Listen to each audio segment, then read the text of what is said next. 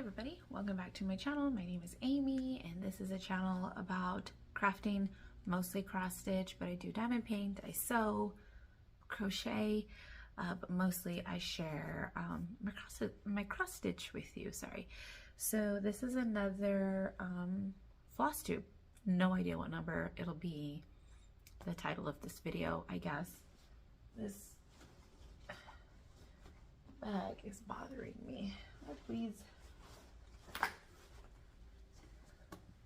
Okay, so this video I'm going to show you guys what I've been working on since my last Flosstube. I don't have like a ton of progress because I've been diamond painting the past maybe week or so consistently. I think I'm going to put the diamond painting aside today and actually cross stitch because I want to work on, I think, the Praiseworthy Stitches piece I'm going to show you guys today because I haven't shown that at all. So my last Flosstube I left off talking about all the progress that I was putting in on Pandemic. I couldn't remember what it was called. So this is what it looks like. It is a Languedoc samplers. I got it when it was free originally, so that's how long ago I got it. I started this in August of 2020. Now, if I can keep pumping out the pages the way that I have been, it could be done this August, but this is also a piece that I put away for like at least a whole year straight. I've been trying to be a little more intentional with what I'm working on and a little more monogamous when it comes to my stitching. I try. That doesn't mean that it's happening, but you know, it is what it is. I had to take this off the Q-snap. So this is, oh, I gotta get a new bag for those. How much I have. So let me come back. And so this is 6 pages, I think. So last time I talked about it, I was completing this page, or I had completed this last page over here. And then I started this page here. So the page ends right here. So I'm about a little more than halfway done with that page. I got to come back up, and then there's some more stuff here, and then this page will be done. Actually, I'll show you guys what I have done on that page. Actually, no, because this is really dense, so I'm probably halfway done. This is super dense, and that's why it's taking me a little bit longer, because it's almost full coverage. And that's gonna go here. This is, oh, I can actually tell you how many pages I've done. This is 6 pages, so this is the 6th page that I'm working on, and across I've completed 5 pages. So that's what that looks like. I'm using this variegated red. It's DMC 115, I believe. Yeah, DMC 115. I've already used 8 skeins, and then I ordered another 8. So I'm working in sets of 8 because I really want to know how many skeins it's going to take me. And I work my thread until it's like about the length of my needle, to where I can't physically, I can't pull it through on the needle another leg. I will stop in the middle of a stitch and put a new thread on. So it's possible that one X has 2 separate threads. I am totally fine with that. I know some people are really particular about that. I'm not. And then I'm also stitching this on a piece of Bestitch Me. I had to, so this was a piece that she already had, but I had to request this size because I believe I bought a ½ yard, and this is actually going to go back in the bag for now because I'm not going to work on it. I requested a ½ a yard. It's Ice Queen, and it is a 32 count Joblin. I absolutely love Joblin. I was watching a Flosstube the other day, and I was hearing somebody say about how they don't like the flimsiness of Lugana and Joblin, which is weird because that's exactly why I love Lugana and Joblin, is the flimsiness of it. I don't know, that's just me. Like, put my Q-snap over there. That's why I love it. The Aida is so stiff, and also when the Aida is too stiff, it frays my threads. And that's one thing that I really hate is after a couple of pull-throughs, the thread starts getting frayed, especially hand-dyed floss for some reason. Silk thread, not so much, or satin, I should say. And DMC is like the worst. It gets like so frayed in some of the rougher pieces of Aida. I mean, obviously I'm still going to use it. It doesn't like break the thread, but it's still very irritating for me anyway. So there's that one. That's been like my focus piece for quite some time. And so I feel like I got a lot of progress done on that. I want to say this page 6 that I'm working on right now, once that's complete, I think with the time that I've focused on it in the past 5 months, I would say that I got 3 pages done. So that's awesome. The next piece that I worked on a little bit, and I'm hoping to pull out some more, I'm just really struggling with this Q-snap because it's a Q-snap that snap frame that I made, and it doesn't fit in my Lowry the way that I want it to because the pipe at Home Depot that I bought was 1/2 inch, and then I also bought the 1/2 inch clamps to hold it onto the pipe. They fit fine, but it's just too thick for the Lowry. So the other Q-snaps, I feel like they're more towards 1/4 inch. With the snap kind of leaning, and together it leans it more closer to 1/2 inch, and it just fits better in the Lowry. Plus, the way I'm doing this one, I'm using it as a rectangle, and it doesn't fit nicely on the Lowry because I don't have the extender for like scroll rods. I want to get it, but stuff like that is just not in my budget at all, and I don't see a time when I'll be able to get it in the near future. So there's that. So the piece is Universal Monsters stitch along from the Witchy Stitcher. So I'm doing the extended version. Her original version is just the top here, the top of the home with these 9 frames here, and then the beginning of like the front of the house right here. I don't know because I don't have a picture of the original, because since I saw this and all of the additional rooms that people chose to add in her group, I knew that I was going to do the extended version from the get-go. So I know that all of this stuff is added on the outside. I know they changed the bottom a little bit to include extra things, because you can see like this ghost is like half in, half out of where her original frame ends, and the additional rooms were added. There's more clouds and the lightning bolts and things that were changed. There's a couple of different moons as well. I chose the Oogie Boogie moon, but I do have another moon in here that I was considering doing.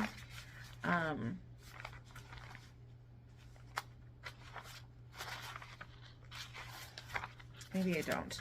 Oh, I do have the original. So the original is this. Can't see. This is the original piece. So she's only got the 9. There's bats at the bottom. There's no ghosts or gravestones or anything along the bottom, and her moon is just red. So because I have the base frame, I thought about doing just her original moon. But I really like the Oogie Boogie moon. Like, I feel like because I'm such a huge Nightmare Before Christmas fan, I feel like he needs to be in there. So yeah, you can see the difference there. So one of my favorite things about this is that it's got the added space for the Winchester brothers. And then what I decided to do was in the mummy room where the sarcophagus is, I decided to stitch all the gold and the sarcophagus and then these other gold pieces in DMC satin thread. Just to make it, I was seeing if I had like one out, just to make it stand out a little bit, because it's supposed to be like the Egyptian room, and we know that they were bougie, so I wanted it to stand out, so I did that. And I'll show you guys. I have a little bit of the sarcophagus one stitched here. So her sarcophagus is at the bottom, and I moved the room to the top. I don't know why I did that. I don't know why I did that, but I did. Why did I cross that room out? Because I'm not doing that room? Or because I did that room already? Oh, because he's done already. So here it is. This is the Invisible Man. Or Hollow, what is it? Yeah, is that what it's called? Invisible Man, I think. If I'm not mistaken, this room is completely done. There's the mummy. It's stitched in like the satin threads. You can kind of tell. And honestly, these satin threads are not behaving the way that I want them to behave. The stitches are really puffy, almost like they're too thick to do 2 over 1 cross, like full cross. But I tried 1 over 1, didn't work either. So it is what it is. Plus, these are the DMC satin ones. Prior to that, I had only, there's like a hair bothering me here. I had only ever worked with the Artiste satin threads, and those are amazing. I completed a whole entire piece, one of the linen and threads samplers with the Artiste freaking hair, with the Artiste satin floss, except that they only sell it at Hobby Lobby, and I no longer shop at Hobby Lobby. I haven't even stepped foot in a Hobby Lobby in years. Just personal preference. So anyway, when I pulled this out, I started stitching this room, and this is the Elvira room. I had to finish the table. I filled in the mirror, and then I started building up her dress. So I believe her dress is complete here. I haven't added her arms or her body or anything like that yet. So that's what I'll be doing next. Don't mind the cat hair here. There's like so much traffic going on my street right here. Did I get it? Maybe. Also, you can kind of tell, I learned from when I did the chopping mall, which is another witchy stitcher framed house like this. I did DMC 310 because that's what she charts as the whole frame, and I got very bored with it, very burnt out with it. And then when it came time to do the roof, I was so burnt out on just stitching so much 310. This time I decided to use Gentle Art Espresso Bean for the frame. So you can tell how this part is more brown than this part, and there's little pieces of brown in here because that's the floss. It's all just, it's the same color, but it's Espresso Bean from Gentle Art, and it's like a variegated brown color because it's a house. Houses are mostly made of wood, you know, and then this type house that I imagine is like an older Victorian-esque type house that I would imagine would be, you know, looking like that. So that's the decision that I made with that. This is already one of my favorite pieces, even though I don't have a lot of progress done on it. But I did pull this out. If this would have fit in my Lowry the way that I wanted it to, I would probably have finished Elvira's room and moved on to another room. But it was just so freaking irritating that I couldn't get it to stand up in my Lowry the way I needed it to. I don't know how I stitched it before. I feel like I made it work in the Lowry. It's okay if I put it in front of me, but then like when I need to get up, I have to move the whole entire Lowry out of my way. And the way that I stitch, I keep the Lowry to the side, and then I can just swing the arm this way and that way. I don't have to actually reposition it every time if it's in there like sideways. The other way is I was clamping the Lowry here on the top, and so the whole piece would be in front of me, which is a great weight distributor. But also remember, this Q-snap is just not good for that because it is like 11 by, I don't know, 17 or so. Not good for that. So there's that piece. And then the last thing that I wanted to show you guys, because I haven't showed you guys this, and I did have progress on it. I've been trying to get more progress on this, and I think this is what I think I'm going to work on today because I really want to get more progress on this. I'm not feeling the colors of the house for some reason. they look better on the photo. They're darker. It is what it is. Trust the process, I guess. So I'm working on Bump Into Night Farm from Praiseworthy Stitches. I have a few of their charts that I absolutely love. Originally, I had thought about stitching them on one ginormous piece of fabric and making it like the whole city together, like all of the Halloween ones. But then I was like, where am I going to find a piece of fabric that big? It's going to be so irritating to work on. Like even my Pandemic, because it's a half a yard, it is a bitch to stick all the extra fabric in the key snap, and then I have clamps on the side, and sometimes I'm like bumping them and then it comes loose and it's a whole hot mess and I have to redo the whole thing. So I decided not to do that. I love the blue background. I was originally looking for something like this when I wanted to start it, and I couldn't. There's a lot more white space in this one with that like navy blue, and I just couldn't find anything that had this amount of color because everything was so saturated with color. I thought about dyeing a piece and then I didn't. Ultimately, I picked this, you'll see right now, it's a piece of volcano stitching, Ada in 16 count. I think I just had it on hand and that's what I picked, and it's this green type of fabric. You can see it's not ginormous. The fabric is 18 by 24 and it's gonna fit on here just fine. I started in the middle-ish because the middle was actually this guy, and so I put him in so that I could come in and do the house, because I felt like that was going to be the most tedious part, and it is. I messed up somewhere. I don't know if I have an extra row in the house or if I skipped a row, but I literally cannot figure it out. So I'm kind of just winging it according to the chart and making it try to look the best I can. It still looks fine, but it just, I don't know. So I think this guy's done. No, he's going to be holding a pumpkin to be trick-or-treating with here. And then I started these two guys down here. They're also missing the pumpkins that they're going to be holding. Hers is on this side and his is on the other side.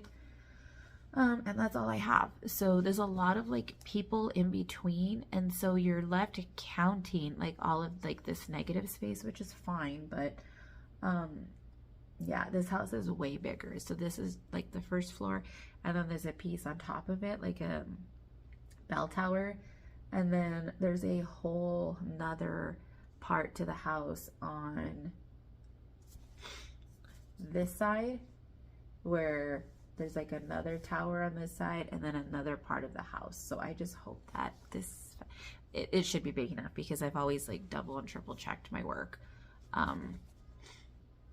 with making sure that the piece fits on the fabric. I don't think I'll have a lot left over, but that's okay. I'll just sew extra on when I get closer to the edge like I did with Pandemic. And yeah, I used to be where I would start a piece like in the corner so that I didn't waste other pieces of fabric, and then I ended up with all of these like smaller pieces of fabric that I still have like in my stash, but they're too small to do most of my projects with, because I don't really care for small projects. In the beginning, I did a few small pieces while I was still learning to cross stitch, and then now that I'm very comfortable with my stitching ability, I don't stitch anything small. I don't care for smalls kind of thing. You know, I have a few things, Barbara Anna, that I still want to stitch because I absolutely love her work. This freaking thing. But for me, I think I could do it like on a 28 count Joblin or Lugana, and it'll be bigger because it's on a higher count. You know what I mean? Like 2 over 2 it would be like doing it on a 14 count Ada, because I don't have much Ada left. You know, so it would be on something like that, but that's besides the point. So yeah, I'm going to try bringing this piece out right now and see how it goes. And that's literally it. That is all I have. That's all that I've worked on. This piece actually, the Bump Into Night, I actually have not worked on it in quite some time, but this was my bedroom stitching piece. And so when I was like wanting to lay down but not ready to go to bed, then I would just go to my room, put on a show, and then I would pull this out and I would just stitch it, you know, like this, very slow. But I mean, it works. It's okay. I've still got stitches in, and because it stayed in there, I kept forgetting to pull it out to show you guys. I'm stitching it with mostly the called for colors. It's mostly Weeks Dye Works. At one point, some of the colors I just couldn't get my hands on, so I did sub some of the colors for some of the DMCs close to it, not exactly the matches, because they don't provide. Where's the...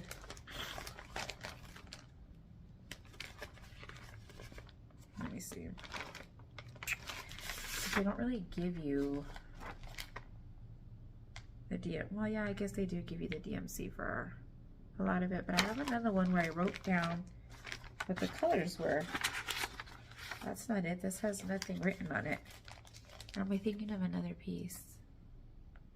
No, it can't be. It has to be this one.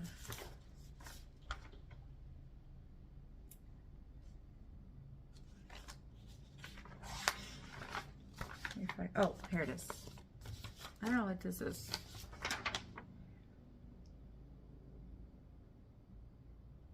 I don't know. This is the list that's in there. I make a working copy, so this is a copy that I made of the actual pattern, and the actual pattern is in my fabric bin. I don't know, like all the floss is like getting on me, and it's like linty. In my, did I say fabric bin? My pattern binders, because I don't like messing up. And then this one I can draw on because I cross out like everything that I do. So some of the ones that I subbed for, like there's a color called no, I think I have pepperoncini. I don't know, goldenrod. I couldn't find goldenrod, so I substituted it for Classic Colorworks Finley Gold. Skinny Dip I didn't have, couldn't find. I substituted it for Weeks Dye Works Angel Hair because I had them. Again, with the charcoal, I substituted it for Weeks Dye Works Bark. And so they're very similar colors that I don't think ultimately are going to hinder the overall look of the project. I don't know why this one is here. I don't like this one. So anyway, that's it, guys. That's all I have to share. I don't want to take up any more of this time because it's already at 22 minutes and I didn't think it was going to be that long. I think there's going to only be a couple of parts that I can cut out, and that's it. So yeah, I hope you guys enjoyed, and I will see you in the next Flosstube.